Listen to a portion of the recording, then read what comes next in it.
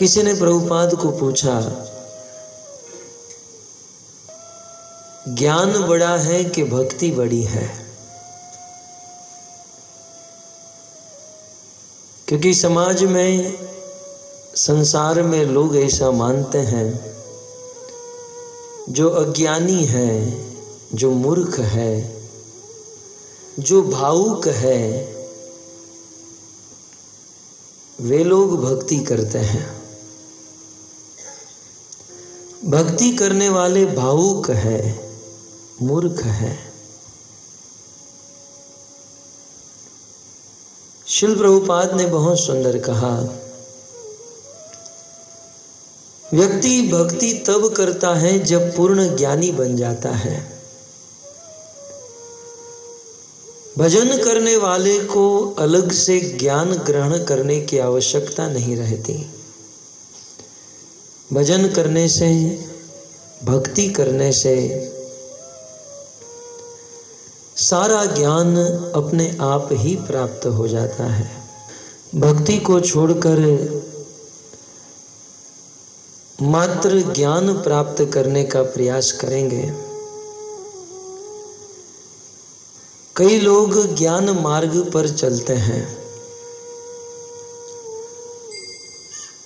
शास्त्र में कहा गया, ज्ञान के पंथ कृपान की धारा, परत खगेश होई नहीं पारा।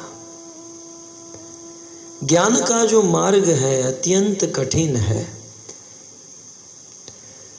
ज्ञान मार्ग में चलना भी कठिन है और ज्ञान मार्ग में अनेकों प्रकार के विघ्न होते हैं।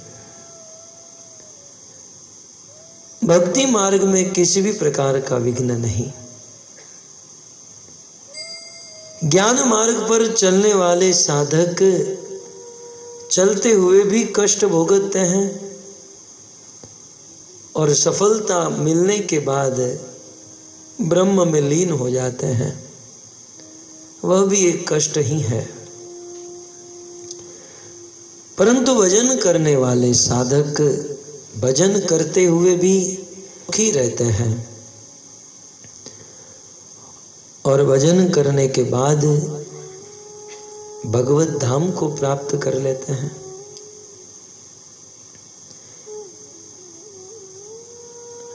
ये ज्ञान मार्ग, कर्म मार्ग, उपासना मार्ग और भक्ति मार्ग में कितना अंतर है, शास्त्र में अनेक अनेक सिद्धांत उपदेशों के द्वारा बताया गया है। लेकिन इन सारी बातों को यदि एक साधारण से दृष्टांत से आपको समझा दूं, एक किसी गांव में एक आदमी अतिथि बनकर किसी के घर पर गया। उनके घर पर बहुत सुंदर देसी गाय थी। वन में घास खाकर संध्या को वापस लौटी थी और वह घर का मालिक गाय का दूध दोह रहा था। गाय का ताजा गर्म दूध बिल्कुल फैन निकल रहे थे। वो जो अतिथि था, मुंह में पानी आ गया और कहा, बहुत अच्छा दूध है, मुझे दीजिए ग्लास, देकर कहता है। तब वो घर का मालिक कहता है, ये गाय का दूध पीने के लिए नहीं है। तो बोले, इतना अच्छा गाय का दूध क्या करने के लिए है? बोले, दही बनाने के लिए है। थोड़ा सा दही डाला गया और सुबह उठकर देखा तो बिल्कुल वह दूध दही में परिणित हो गया, जम गया था। दही को देखकर उस अतिथि को मुंह में पानी आ गया। बोले, अब तो दीजिए, दही खाऊंगा। बोले, नहीं, दही खाने के लिए नहीं है। बोले, तो क्या करने के लिए है? बोले, माखन बनाने के लिए। उस दही का मंथन किया गया और बहुत सुंदर नरम नरम सफेद रंग का माखन प्रकट हुआ। उस आदमी के मुख में पानी आ गया। बोले, माखन तो दे दो। बोले, नहीं, माखन खाने के लिए नहीं है। तो बोले अब माखन का क्या करोगे? घी बनाएंगे। उस माखन को गर्म किया गया, जो अन्य पदार्थ था वो निकल गया और दानेदार घी बन गया। बिल्कुल दानेदार सुगंधित घी बना। उसके मुंह में पानी आ गया। बोले घी तो दीजिए। बोले नहीं, ये घी खाने के लिए नहीं है। तो बोले अब घी का क्या करोगे? बोले इस घी का दिया बनाकर प्रकाश जलाएंगे। ये है ज्ञान मार्ग। इतनी इतनी मेहनत करो, घी निकले और घी का प्रकाश धुआं बनाकर उड़ा दो। परंतु भक्ति मार्ग कैसा है? भक्ति मार्ग गाय का दूध निकले, दूध का दही बने, दही का माखन बना, माखन से घी बना और घी के लड्डू बनाए, भगवान को भोग लगाकर खाने लगे। यह है भक्ति मार्ग। तुम ही निवेदित भोजन करही, प्रभु प्रसाद पट भूषण धरही। वाल्मीकि ऋषि ने भगवान रामचंद्र को कह दिया कि हे ईश्वर, जो लोग आपको भोग लगाकर खाते हैं वो दुनिया के बहुत बड़े भक्त हैं। भक्ति मार्ग बड़ा आनंदमयी मार्ग है। मैं कह रहा था अन्य मार्गों में, ध्यान मार्ग में ध्यान करते हुए यदि कोई सो भी गया तो बाजू वाले को पता कैसे चलेगा ये सो रहा है कि ध्यान कर रहा है? कोई सपोर्ट भी नहीं कर पाएगा, हेल्प भी नहीं कर पाएगा। ध्यान मार्ग, कर्म मार्ग, उपासना मार्ग, इन अन्य मार्गों में एक आदमी किसी दूसरे की हेल्प नहीं कर सकता, परंतु भक्ति मार्ग में एक दूसरों की मदद कर सकते हैं। अन्य मार्गों में तो बहुत विघ्न है। यदि कोई यज्ञ किया तो सबसे पहली जलन देवताओं को होती है।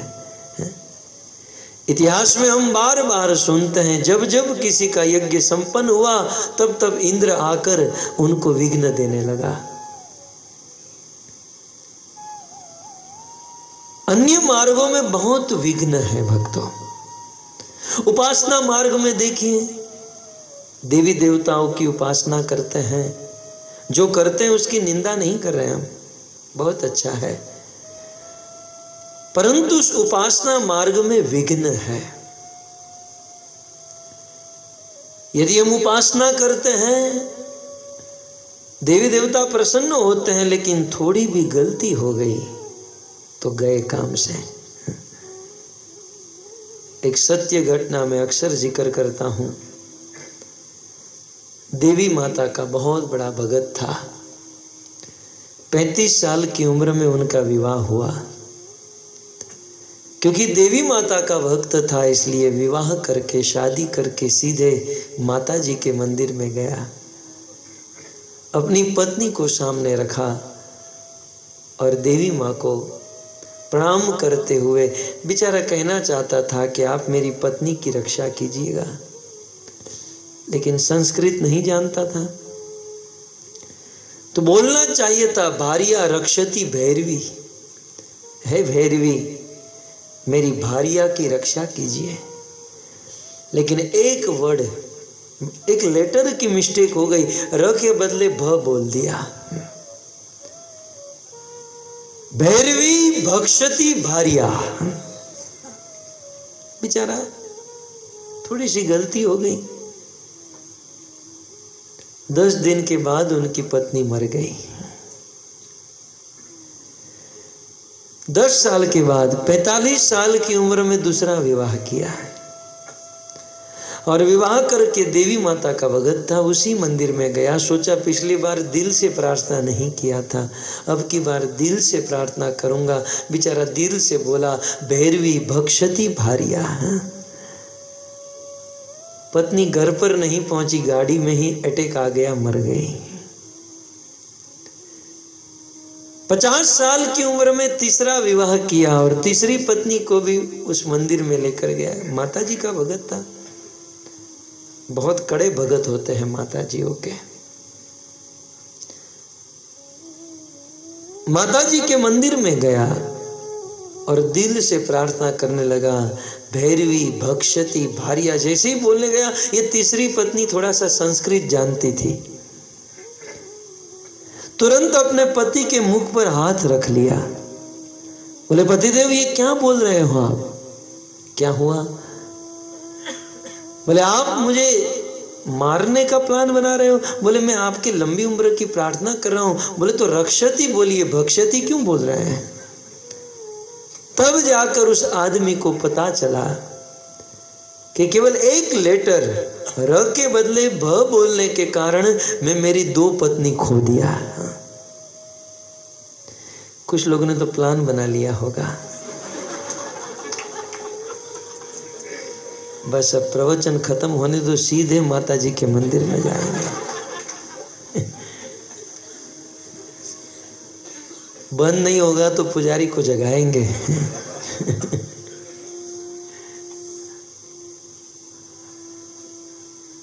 एक लेटर, एक अक्षर की मिस्टेक होने के कारण अपनी 2 पत्नी खो दिया।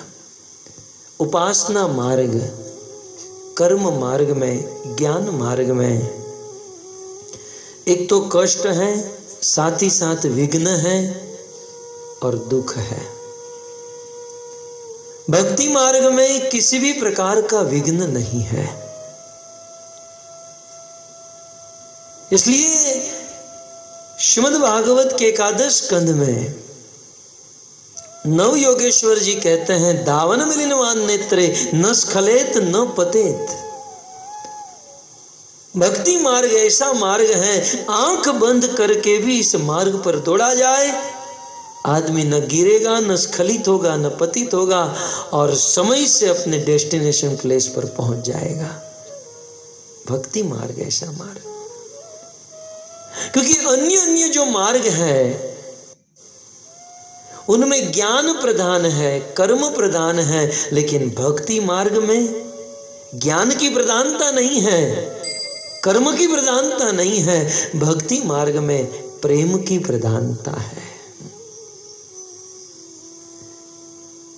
इसलिए ज्ञान मार्ग जो है वो चरणे जल, चरणों में जल, पानी में, पांव में ताकत होनी चाहिए। और कर्म कांड में हंसते जल। आप जब भी कोई कर्म कांड करो तो पंडित जी हाथ में जल देंगे, ओम स्वस्ति न इंद्रो, ये वो फलाना।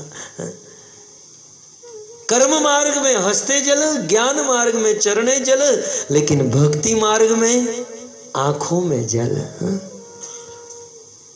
ज्ञान मार्ग में चरणों में जल, कर्म मार्ग में हाथों में जल, लेकिन भक्ति मार्ग में आंखों में जल। हृदय में प्रेम हो और आंखों में आंसू हो, भगवान सामने प्रकट मिलेंगे।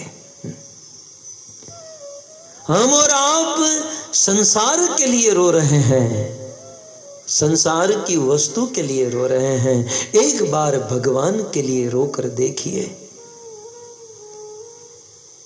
संसार की वार्ताओं में हंसने में जितना आनंद है, उससे कोटि गुना आनंद भगवान के लिए रोने में है।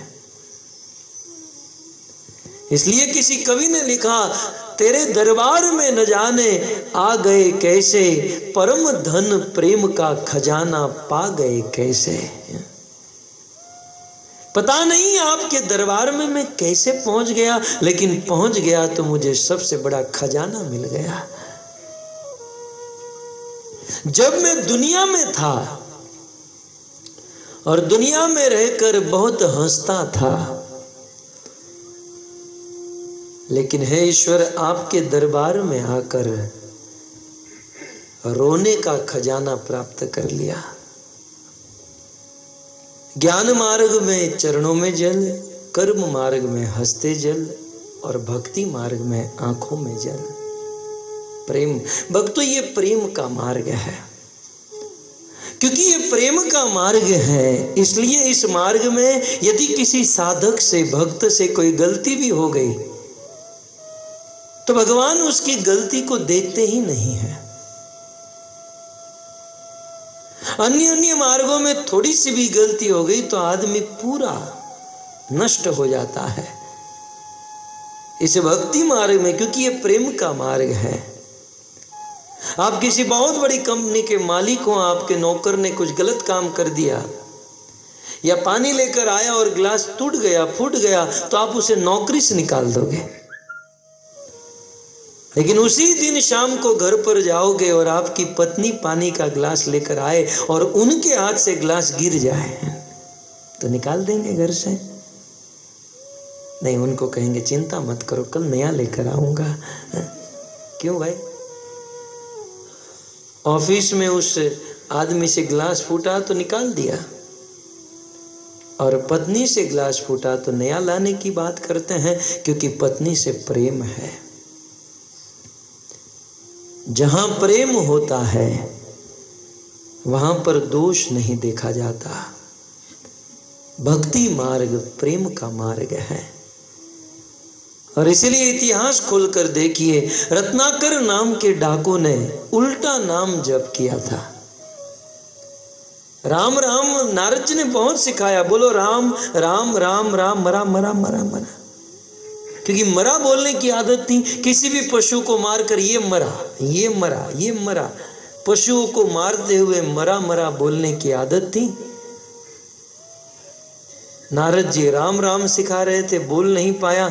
नारद जी ने कहा मैं तो हार गया तुमसे यार, अब ठीक है राम नहीं बोल सकते तो मरा बोलो, क्योंकि भगवान का नाम बीज के समान है। आप किसी भी बीज को भूमि में बो दो और उसका सिंचन करो, वो बीज आपने उल्टा सीधा टेढ़ा कैसे भी भूमि में डाला है, लेकिन सिंचन करोगे तो वह सीधा ही फलीभूत होता है। भगवान का नाम ठीक उसी बीज की तरह है। यदि जीवहा से भगवान का नाम लेते हैं तो पूर्ण फल प्रदान करता है। भक्ति मार्ग बड़ा सरल मार्ग है भक्तों।